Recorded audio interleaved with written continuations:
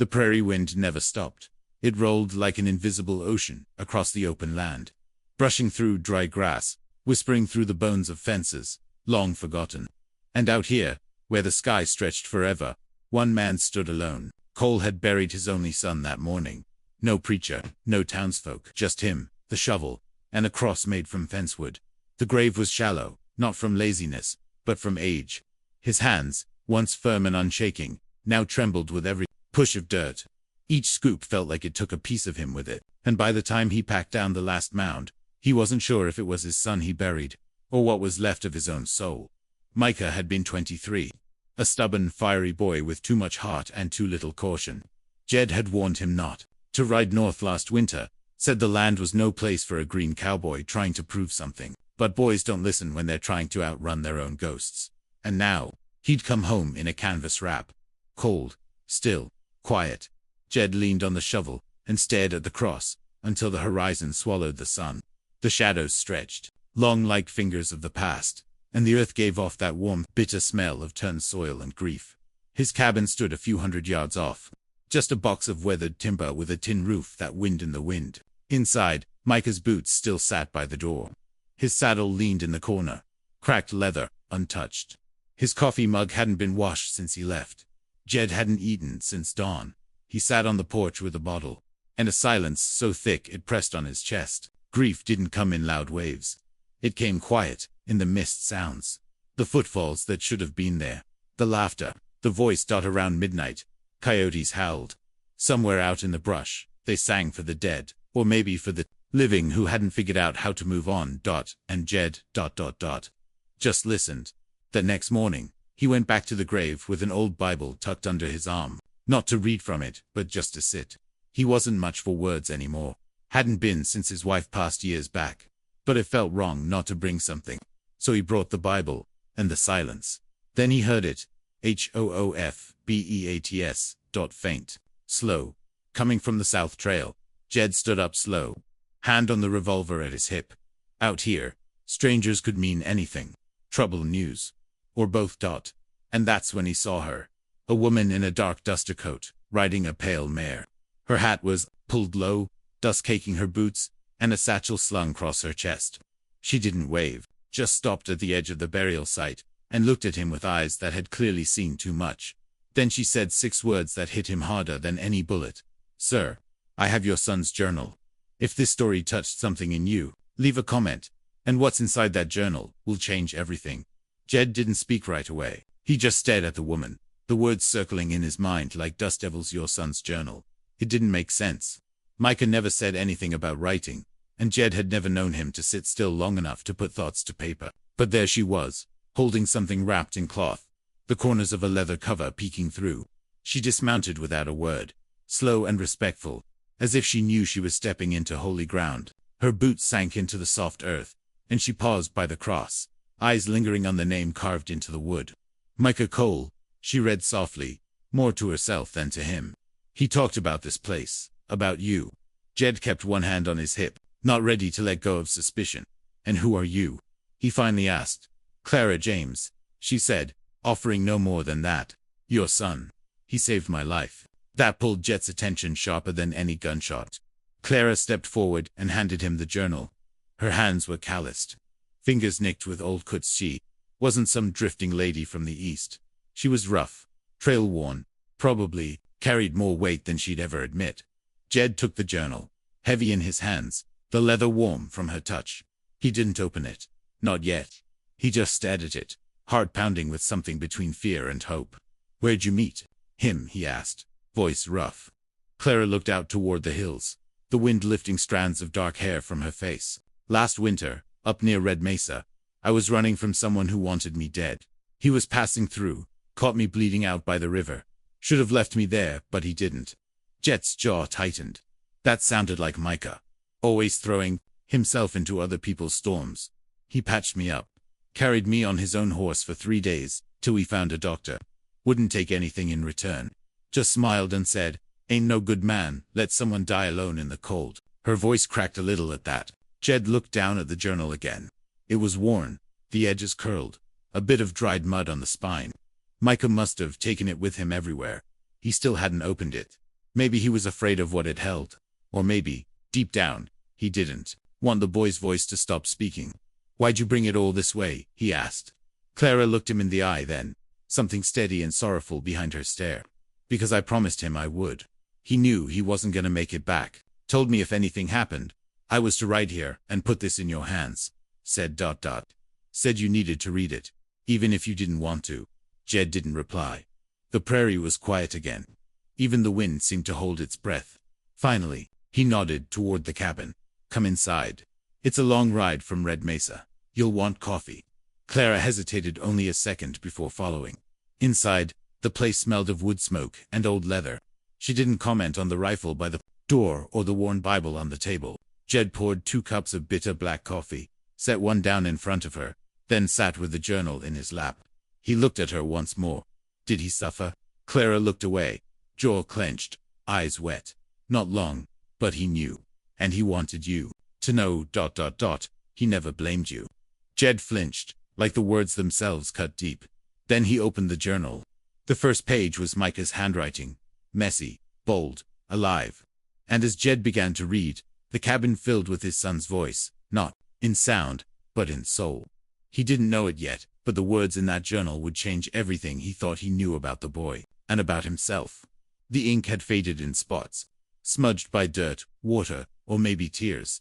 But Micah's handwriting was unmistakable, strong, slanted, impatient like the boy himself. Jed's eyes lingered on the date in the corner. November 3rd, the same day he'd ridden north, against his father's warning.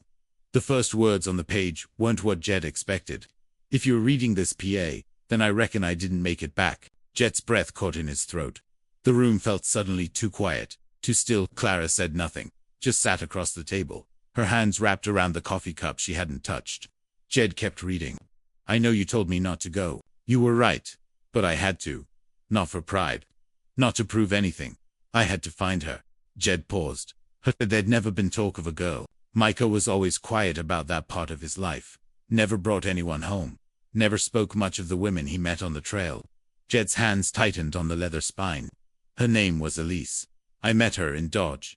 She was running from something. One didn't say much at first. Just that she needed to get far. I gave her my horse. Walked 10 miles into town after. Didn't even think twice. She laughed at me for being dumb. But she kept the horse." Jed's throat burned. The boy had always been soft-hearted, too much like his mother. That's what worried Jed the most. "Out here, kindness could get you killed. I wrote this because I think I might be dying. Don't know if it's the cold or the blood loss. But I don't want to go without saying some things." Jed leaned back, staring at the wall, forcing himself to keep going even though the words clawed at his insides. "I never hated you, Pa, not once. I know you think I left because I couldn't stand you. But the truth is, I left because I was scared I'd end up like you alone. I thought if I kept moving, I wouldn't feel that kind of silence. But turns out, the road's lonelier than the cabin ever was." Jed blinked hard. He hadn't cried at the funeral. Hadn't cried when he lowered the coffin into the dirt. But now, in the still of that cabin, with his son's words bleeding off the page, something inside him cracked. Clara rose quietly and stepped outside, giving him space he didn't ask for but deeply needed. Jed turned the page. More entries. Maps drawn by hand. Letters never sent. Tiny sketches of people. Notes about towns. Warnings about trails. Micah had been tracking something or someone. And then, one entry that stopped Jed cold. "If anything happens to me, and Clara makes it to you, trust her. She knows the truth about the man that killed Elise. The same man that's been following her. And maybe me too. I think he's connected to the past. Pa, your past." Jed stared at the sentence, rereading it again and again. His past. He'd done things in his younger days, things that stayed buried out here in the dirt and blood of the frontier. But he'd never told Micah. Never thought the past would reach for the boy. And yet, ... it had. Jed stood up slowly, the journal still open in his hands, and stepped out onto the porch. Clara stood at the edge of the yard, eyes fixed on the hills, like she expected something to come riding over them. She turned when she heard him. "He mentioned a man," Jed said. "Said you'd know." Clara nodded. "I do, and he's still out there, looking for me. And now ... maybe for you too." Jed looked down at the journal, then back toward the trail that led to town. His son had died running from something dark. But now that darkness had come knocking at his door. And for the first time since the burial, Jed felt something other than grief. He felt purpose. If the past was coming back, then he'd meet it, head-on, gun in hand, heart wide open, with his boy's words as his guide. Jed sat by the hearth that night, the fire throwing soft light across the wooden floor, shadows dancing on the walls like old ghosts rising from the corners of memory. The journal lay open on the table beside him, the pages stiff and stained, but still holding on to the words of a son now lost. Clara sat near the window, her rifle across her lap, eyes scanning the darkness beyond the glass. She hadn't said much since sunset, and Jed didn't press. He knew the weight of silence when it held something fragile beneath it.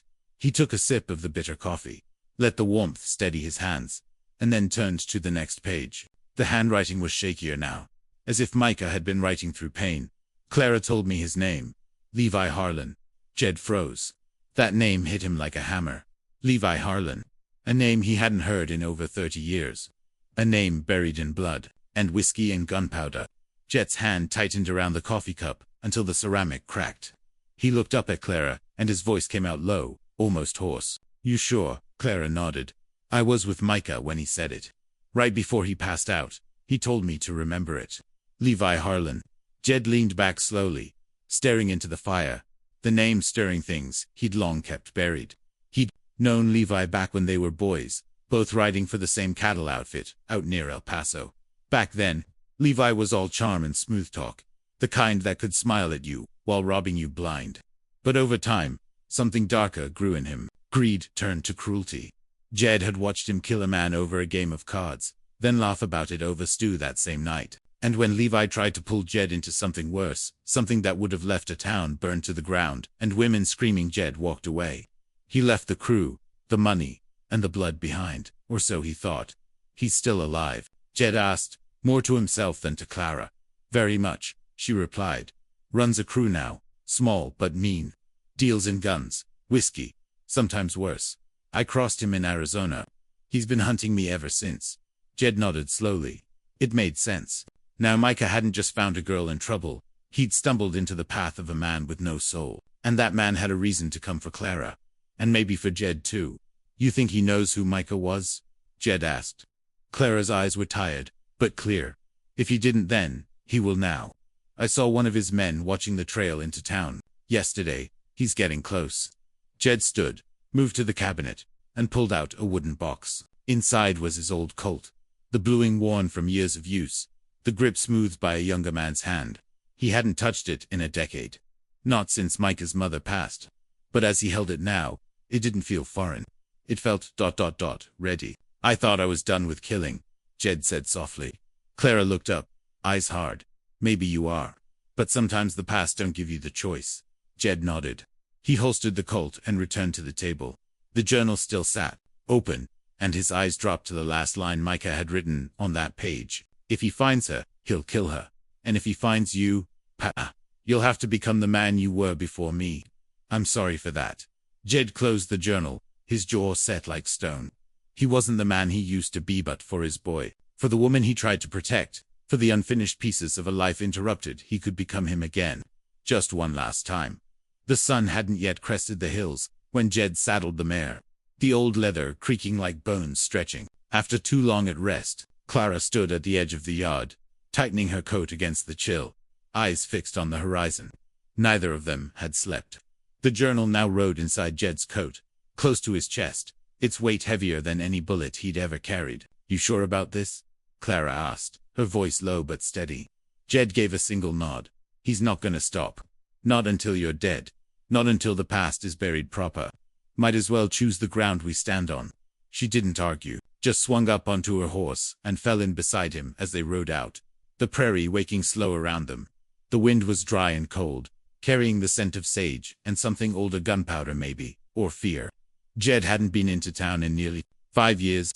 Last time, he sold the last of his cattle and disappeared into the quiet. Now, every hoofbeat on the dirt road felt like it was taking him back through time, back to who he was before Micah, before the cabin, before the peace. The town came into view just after mid-morning, a few crooked buildings huddled around a dirt street, the saloon still shuttered, the church bell silent. But even in the stillness, Jed could feel its eyes watching from behind curtains, behind barrels, behind doubt. Trouble didn't always wear a face.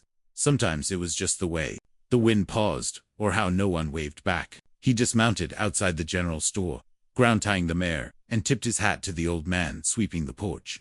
The man stiffened, but gave a nod. Clara dismounted too, but stayed close. Jed stepped inside. It was quiet, shelves lined with the same canned goods and tobacco tins they'd always carried. The shopkeeper, thin and wary, looked up from the counter, his eyes narrowing. "Jed Cole," he said like a question. Jed gave him the truth in a single word. "Levi." The man froze. Then, with a glance toward the back, he gave a tiny shake of the head. "He ain't here, but he will be. Sent one of his boys in yesterday asking questions. Said they were looking for a woman. Said she was trouble." Clara shifted behind Jed, her hand already resting on her revolver. "How many?" Jed asked. "4, maybe 5, the shopkeeper said. "One of them's got a scar across his mouth, calls himself Gutter. Mean as they come." Jed nodded. "He here now." "Saloon," the man said. "Drinking like he owns the place." Jed turned without another word and stepped outside. The saloon door swung as he entered, the musty smell of stale beer and old wood washing over him. Inside, 3 men looked up from a corner table. One of them tall, greasy, with a long scar cutting through his upper lips, mild like a dog showing teeth. "Well, I'll be," he said, rising slow. "Old man Cole himself. Heard you buried your boy. Shame." Jed didn't flinch, just stared. "You Gutter in the flesh. You tell Levi I got something that belongs to him," Jed said, voice low. "And I'm not hiding." Gutter laughed, loud and empty. "I don't take orders from ghosts, old man." "Good," Jed replied. "Then you won't mind joining." And before the last word left his mouth, his Colt cleared leather. One shot, clean and fast. Gutter dropped like a sack of stone, blood blooming across his chest. The other 2 scrambled, one firing wide, the other trying for the door. Clara's shot rang out behind him, 1 bullet, 1 more man down. The third dropped his gun and froze. Jed stepped close, boots heavy on the warped floorboards. "Go tell Levi what you saw here," he said. "Tell him I got Micah's journal. Tell him I remember." The man nodded so fast it looked like his head might break off. He bolted. Jed turned, holstered his weapon. Clara reloaded without a word. The saloon was silent again, except for the slow drip of blood and the soft creak of swinging doors. "He'll come now," she said. Jed nodded. "Good. I'm done running." Outside, the sun was high and hot, and somewhere in the distance, death was saddling up for one last ride. By sundown, the whole town knew. Word traveled faster than horses out here, and by the time Jed and Clara rode back to the cabin, the air had changed. It was heavier, quieter, like the land itself was bracing for something it had seen too many times before. Jed didn't speak much on the ride back. His thoughts were tangled between the journal and that shot he'd fired. It wasn't the killing that rattled him. He'd buried too many regrets for that. It was the coldness in his own hands, the way the old instincts had returned like they'd never left. Clara rode beside him, rifle strapped across her back, eyes always scanning the hills. She didn't ask if he was all right. She knew better. The moment they reached the homestead, Jed unsaddled the mare, ran a cloth over her flanks, and set her loose in the corral. He moved slower now, the weight of years pressing down with every step.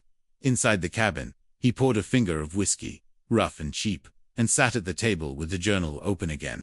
The next few pages were different. Micah's tone had changed.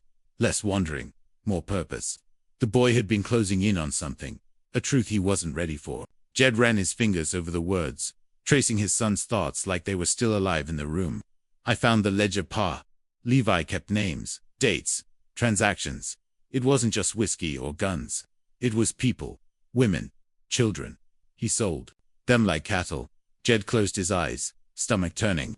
Levi Harlan hadn't just become cruel, he'd become evil. Micah had stumbled into something too big, too foul, and it cost him everything. I couldn't let Clara fall into that. Not again. She'd escaped once. I wasn't about to let him take her back. So I made a choice. I led him away. Jed's hand trembled slightly. He knew what came next. Micah hadn't died because he was foolish. He died because he was brave, because he was trying to carry the burden his father had walked away from. If you're reading this, PA, then maybe you'll do what I couldn't. Maybe you'll stop him. I don't want revenge. I want peace. But sometimes peace only comes after the fire. The room was quiet, the fire in the hearth dying down to coals. Jed stood slowly, walked to the small trunk beneath the bed, and opened it. Inside were things he hadn't touched in years. An old badge, tarnished and cracked. A photo of Micah as a baby. A folded wanted poster with Levi Harlan's face, half faded by time. He picked up the badge, turned it in his palm. He never wore it for glory. He wore it to protect people who couldn't protect themselves. Somewhere along the line, he'd forgotten that. Behind him, Clara stood in the doorway, silent. He was better than me, Jed said, voice rough. No, she replied gently. He was your son. You gave him the part of you that still believed in doing what's right. Jed slipped the badge into his coat. Tomorrow, he said. We ride to Deadwood. Clara nodded. She didn't need to ask why. Levi was holed up there, same as always, surrounded by men too scared to challenge him, and a town to bot. Off to try, but he'd never had Jed Cole coming for him with the truth in his pocket, and nothing left to lose. As night fell over the prairie, Jed stepped out onto the porch, eyes on the stars. Somewhere out there, Micah was buried beneath that wooden cross. And somewhere out there, Levi Harlan was still breathing. But not for long. Because some names, when written in blood, demand to be answered that. They rode out before dawn, the world, still wrapped in that bluish quiet that comes before the sun breaks the sky. Jed hadn't slept. His body moved on muscle memory, saddled the horse, cinched the bags, checked the rounds, but his mind kept drifting back to the boy's handwriting, the way those pages had begun to tremble toward the end. Like even Micah had felt time slipping through him. Clara didn't say much, just rode steady beside him, jaw tight, eyes sharp. She'd been to Deadwood before. Jed could see it in the way her gaze hardened the closer they got. Like her bones remembered every alley, every shadow, every face she'd once tried to forget. By mid-morning, the town came into view. Deadwood wasn't a place you wandered into uninvited. It didn't welcome strangers, it swallowed them. Smoke curled from chimneys. Horses were tied outside the saloon. Music drifted out, lazy and off-key. But beneath all that noise, Jed could feel it. The tension, like something ready to snap. They dismounted just outside the livery, leaving the horses in the care of a boy who looked too young to hold a rifle, but probably knew how to shoot one anyway. Jed adjusted his coat, felt the weight of the badge tucked inside. Not to wear, just to remember. He'll have eyes on the saloon, Clara said quietly, as they moved down the street. That's where he does business. Upstairs, far end, corner window. Jed nodded. He already knew the layout. He'd seen it before, years ago, when he and Levi weren't yet enemies, just two rough men riding the same storm. Inside the saloon, the noise swallowed them whole. Laughter, boots on floorboards, the slap of cards on wood. But eyes turned the moment Jed stepped through, not because they knew him but because they sensed something in him. The way wolves recognize another wolf. At the far table sat three men. One of them wore a red bandana.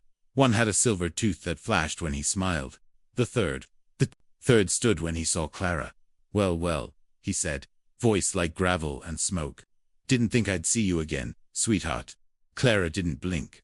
Where's Levi? He'll come when he's ready, the man said. He, too, though, you look like trouble showed up early. Jed stepped forward, slow and deliberate. We're not here for small talk. The man smirked. Then why don't you put your gun down and stay a while? Jed didn't answer. He just reached into his coat, pulled out Micah's journal, and let it drop on the table with a soft thud. The men stared. Clara didn't move. Jed leaned in, voice calm but hard enough to cut steel. Tell your boss his name's in there, his deals, his lies, his blood, and tell him I buried my son because of him. The man's smirk vanished. He looked down at the book like it might bite. He ain't gonna like this. I'm counting on it, Jed said. Then he turned and walked back out. Clara close. Behind they didn't run, they didn't need to. The town was already stirring, the way a hornet's nest hums just before it breaks open. By the time they reached the boarding house across from the sheriff's office, Clara was already checking the second-story windows, mapping outside. Jed just stared across the street at the saloon. He'll come, Clara said. You shook the ground under him. Jed nodded. Let's hope he doesn't run. He won't, she said. Men like Levi don't run. They try to burn everything around them so no one can see they're scared. Jed sat by the window, pulled his rifle from the case, and settled into the chair like he was setting a clock. Outside, the town kept moving. But under the noise, the tension kept building. Levi would come. Jed knew that, like he knew the sound of his own heartbeat. And when he did, it wouldn't be words that passed between them. It would be everything they never said, the betrayals, the death, the years lost, and it would end with fire. Levi Harlan rode into town just past sunset, flanked by 4 riders dressed in dust and arrogance. His black coat caught the light of the lanterns strung across the saloon porch, and his horse, a gray stallion with eyes like polished stone, stepped slow and deliberate, as if it knew the weight its rider carried. The townsfolk watched from behind windows and half-closed shutters. They'd seen violence before, but not like this. Not with the kind of silence that came before Levi's fury. Not with the way every bootstep sounded like it might echo into a grave. Jed watched him from the second-story window, rifle across his lap, breath steady. Clara stood near the edge of the room, revolver in hand, her face pale but unreadable. Levi dismounted with the same ease he always had, tying his reins without looking, and when he stepped through the saloon doors, the noise inside died like a smothered flame. He didn't ask questions. He didn't call out. He just walked straight to the table where Micah's journal still sat. His fingers brushed the worn cover, and something in his face shifted. Not grief. Not guilt. Recognition. Then he smiled slow and bitter and turned to his men. "He's here," he said. "Upstairs, maybe across the street. Doesn't matter. He brought this book to start a war. We'll give him one." Jed stood, checked his rifle, and moved toward the door. "He'll send his men first," Clara said. "Try to smoke us out. Then he'll walk in when he thinks it's done." Jed nodded. "Then let's not let him think it's done." They moved quiet down the back stairwell, slipping into the alley behind the boarding house. The street had gone still, only the sound of wind and distant boots cracking through the dirt. Jed led them around, cutting through the shadows, and took position across from the saloon. Clara found high ground on a crate behind the dry goods store, sightline clean through a broken window. It was seconds later when the first of Levi's men stepped out. One wore a vest with silver buttons. Another had a shotgun slung low on his hip. They scanned the street, nerves twitching under cocky smiles. Jed let them move past. He wasn't after the boys. He was after the one who gave them permission to kill. When the third man stepped onto the board, walked Gutter's brother. By the look of him, Jed took the shot. The crack of the rifle shattered the silence. The man dropped instantly, and chaos bloomed like wildfire. Shouts tore through the air. Levi's men scattered, bullets snapping across the street. Jed ducked behind the corner, reloaded without haste, then fired again, one more down. Clara's revolver barked from the other side, and another man screamed. The saloon windows exploded as Levi's men returned fire, but Jed wasn't there anymore. He was already moving, already closing in. He kicked open the saloon's side door, rifle drawn, and stepped inside. It was almost empty now, just Levi, at the far end, calmly lighting a cigar. "You always did know how to make an entrance," Levi said, exhaling smoke. Jed stepped closer, rifle steady. "And you always did know how to ruin a life."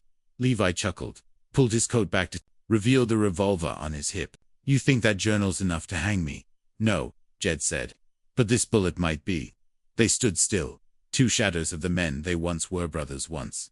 Now just enemies with a history too rotten to fix.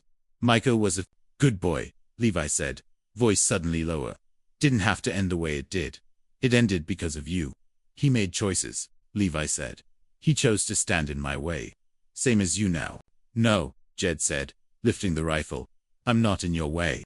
I'm your end." Levi's hand moved fast, but not fast enough.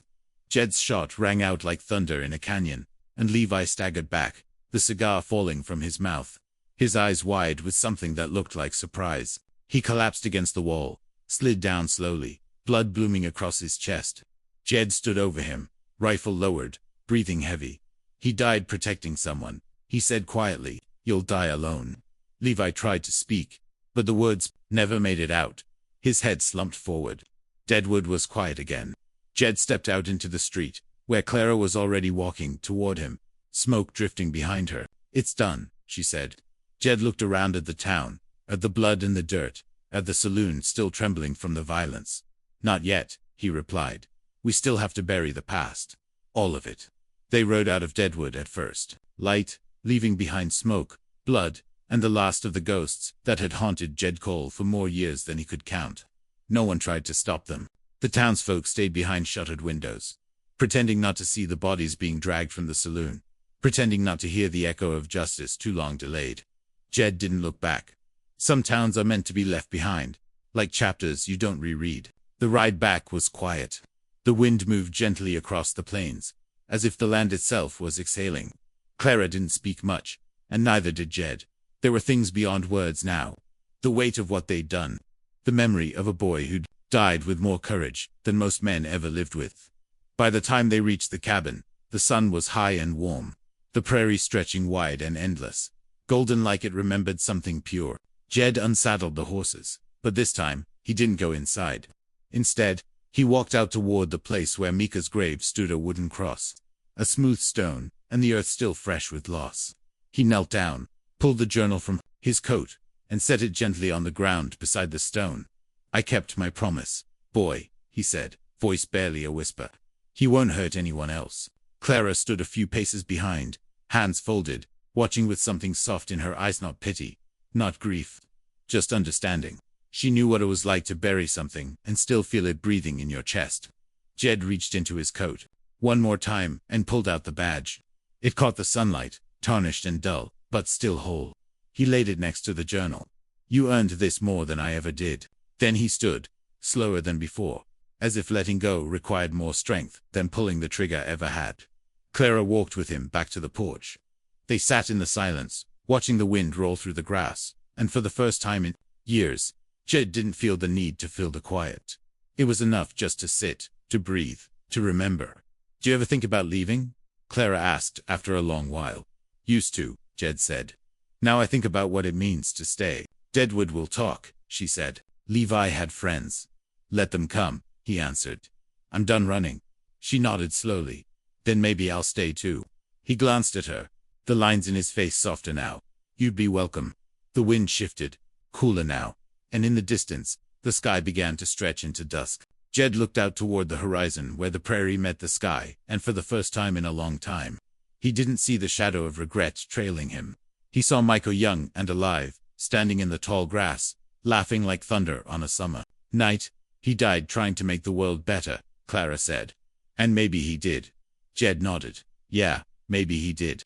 Behind them, the cabin stood quiet, weathered but strong, filled with memories and silence, and one chair still warm, from a sun who'd never really left. And as the stars began to rise above the prairie, Jed Cole stayed seated on the porch, no longer a man chasing ghosts, but a father finally at peace, watching the land heal around him, one breath at a time. Seasons passed the way they always do out west without apology.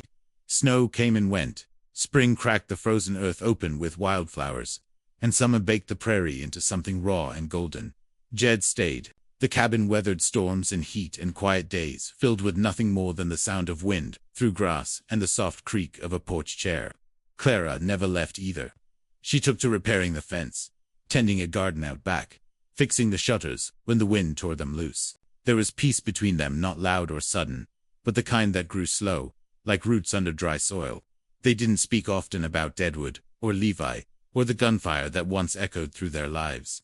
But sometimes, when Jed would sit by the fire with a coffee in his hand and the journal open in his lap, Clara would glance over, and he'd nod, just once. That was enough. One morning, after the frost had lifted and the land smelled of thawed grass and smoke, a rider came up the trail. Young, maybe 17, with his hat too big for his head and a nervous look in his eyes. Said he was from Cheyenne. Said he'd heard there was a man named Cole out here who once wore a badge. Jed didn't say much. Just offered the boy water and listened. Turned out there was trouble in the southern range, landowners bullying settlers. A girl taken, no one doing a damn thing about it. "Folks say you used to handle that kind of trouble," the boy said, fidgeting with his reins. Jed looked out over the prairie, took a long breath, and didn't answer right away. His bones were older now, his heart quieter, but justice that still stirred in him like a coal that refused to die out. "You got people willing to stand up?" he asked. The boy nodded. "Just need someone to lead." Jed looked at Clara, who was leaning on the porch rail, arms crossed, eyebrow raised, like she already knew the answer. And maybe she did. He turned back to the boy. "All right," he said. "I'll ride with you to the edge of the pass. Show you what to look for. After that, it's yours to carry." The boy grinned. "Thank you, sir." "Don't thank me yet," Jed muttered, stepping off the porch to saddle his horse. As he rode out that afternoon, the sun high and warm on his back, Jed felt something shift again, not like the last ride, not heavy with revenge or sorrow. This one felt light, not an ending, not even a beginning, just the next thing. A man, living with what he's done. A man still trying to make it right. Behind him, the cabin stood quiet. The journal rested inside, closed now, not because the story was over, but because it had finally been heard. And the prairie, wide and open and eternal, whispered around him, carrying the memory of Micah Cole on every gust of wind, every blade of grass. Some things, the land never forgets. And some men, it finally forgives. Thank you for joining us on the journey of Jed Cole and Micah. If you love emotional Western stories like this, make sure to subscribe so you don't miss the next chapter.